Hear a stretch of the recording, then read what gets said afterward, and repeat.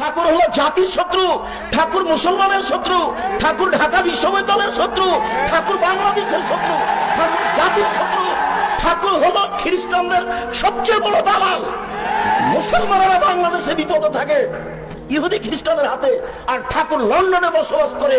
এই ঠাকুর বলে, ও কালিমা তোমার আকাশ, ও কালিমা তোমার বাতাস। আমি আজ থেকে 30 বছর পূর্বে বলেছি, তোর বাপের আকাশ।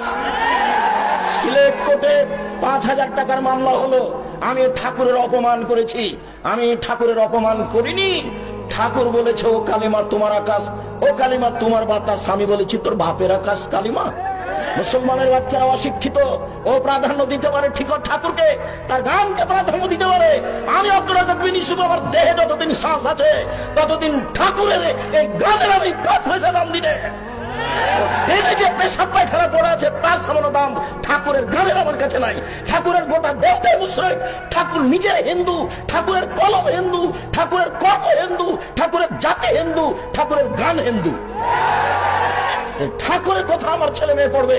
1971 সাল থেকে বাংলাদেশে আজ পর্যন্ত কোন শিক্ষিত মানুষ শিক্ষামন্ত্রী হয়েছে এটা আমার জানা নাই। আমি দীর্ঘদিন থেকে বলে আসছি, খ্রিস্টানের দালাল ঠাকুর, সেই ঠাকুরের গান আমার ছেলে মেয়ে পড়বে, এটা আমি কোনোদিন গ্রহণ করিনি।